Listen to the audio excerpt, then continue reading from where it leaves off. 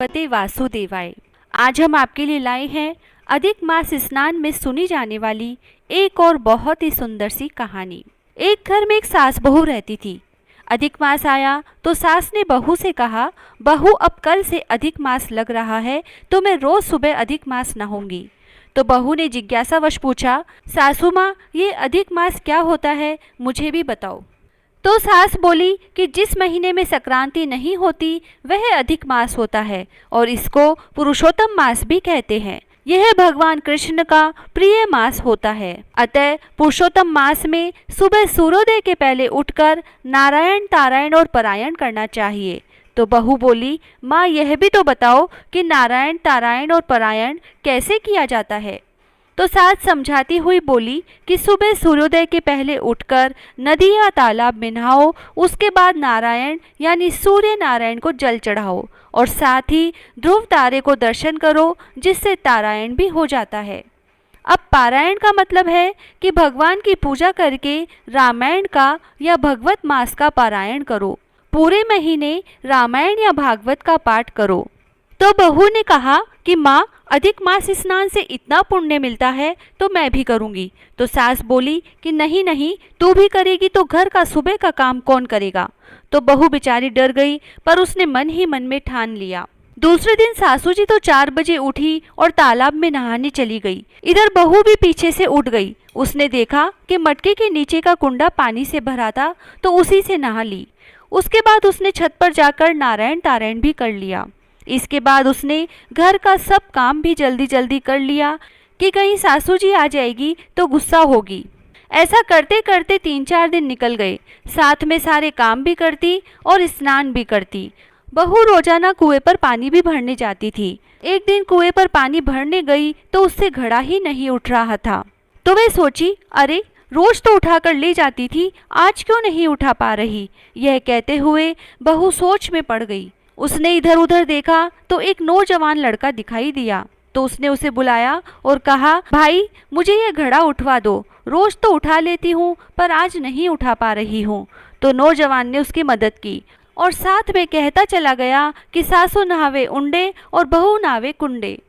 1 दिन 2 दिन 3 दिन ऐसा होते होते अब तो रोज ही ये नियम बन गया कि बहू से घड़ा उठता ही नहीं और वह लड़का उसकी मदद करता और वही बात बोलता चला जाता कि सासू नावे उंडे और बहू नावे कुंडे। एक दिन बहू ने उससे पूछा कि भाई तुम ऐसा क्यों बोलते हो। तो वह बोला कि तुम रोज नहाती हो ना कुंडे के पानी से। तो बहू ने कहा कि तुम्हें कैसे पता और क्या नाम है तुम्हारा। तो वह युवक मधुर मुस्कान से बोला कि मुझे सब पता है। बहू ने सोचा कि शायद मैंने कभी बड़बड़ाया होगा तो इसने सुन लिया होगा। फिर बहू ने पूछा, अच्छा चलो तुम्हारा नाम तो बताओ। लड़के ने कहा, तुम मेरा नाम जानकर क्या करोगी, मैंने तुम्हारा काम कर दिया, बस यही बहुत है। इस तरह दिन बीतते गए। बहू उससे नाम पूछती परंतु वह नहीं बताता। एक दिन उसने नाम बता दिया कि मेरा नाम दामोदर है। बहू अब उसे दामोदर नाम से पुकारने लगी। उधर अधिक मास पूरा होने में आया तो सासू माँ ने बहू से कहा कि कल मैं अधिक मास का जोड़ा जिमाऊंगी तो कल तू 5 पकवान बनाना। अब यह सुनकर बहू तो चिंता में पड़ गई कि अधिक मास तो मैं भी कर रही हूँ, पर मैं जोड़ा कहाँ से जिमाऊंगी। यह सोचते हुए रात हो गई। सुबह वैसे ही नारायण तारायण किया और पानी लेने गई कुएं पर। देखा तो दामोदर वही था। उसने दामोदर को अपनी समस्या बताई। अब दामोदर ने कहा कि बहन चिंता क्यों कर रही हो, मैं हूँ ना, मैं आ जाऊँगा जोड़ा जीमने। तो बहू बोली, मैं कैसे बुलाने आऊँगी। तो दामोदर ने कहा, तुम और कुछ नहीं करना, बस 2 थाली परोस कर तुलसी वृंदावन में रख देना और घंटी बजा देना तो मैं आ जाऊंगा। बहू कुछ नहीं समझी। वह बोली, अरे ऐसे कैसे आ जाओगे। दामोदर बोला, तुम इसकी चिंता मत करो, बस जैसा मैंने कहा वैसा करो। बहू बोली, ठीक है। अब बहू घर गई और जल्दी जल्दी फटाफट 5 पकवान बना लिए। फिर सासू जी से कहा कि आप जोड़े को बुला लाओ, भोजन तैयार है। सास ने जोड़े को आगे चौक में बिठाया और थाली परोस दी। बहू भी पीछे के दरवाजे से तुलसी वृंदावन में 2 थाली लेकर चली गई और गरुड़ घंटी बजा दी। दामोदर अपनी सुंदर सी पत्नी के साथ आ गए बहू के लिए जोड़ा जीमने। वे दोनों रसोई में बैठे और भोजन करने लगे। बहू भाग भाग कर आगे चौक में सासू जी के जोड़े को भी परोसने लगी और रसोई में बैठे दामोदर और उसकी पत्नी को भी परोसने लगी। थोड़ी देर बाद सासू का जोड़ा जीम लिया। बहू ने देखा कि सासू माँ ने तो जोड़े को पैसा कपड़ा सब दिया, तो वह रसोई के अंदर आकर सोचने लगी कि मैं दामोदर को क्या दूंगी। तो भगवान दामोदर समझ गए।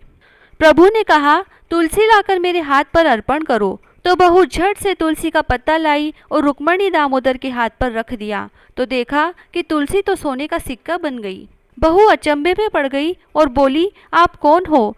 दामोदर मधुर मुस्कान के साथ बोला, तू तो बहुत भोली है, तूने मुझे पहचाना नहीं, मैं कृष्ण और ये मेरी रुक्मणी है।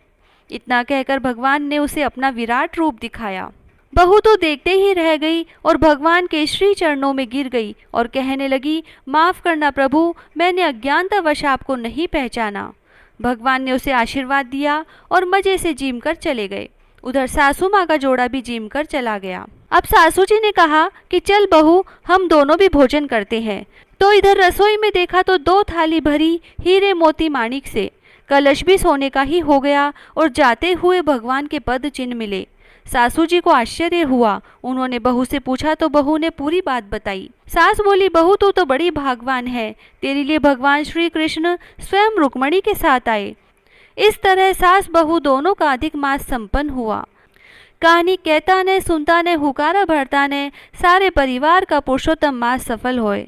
कथा अधूरी होए तो पूरी कर जो, पूरी होए तो मान बढ़ा जो। जय श्री राधे।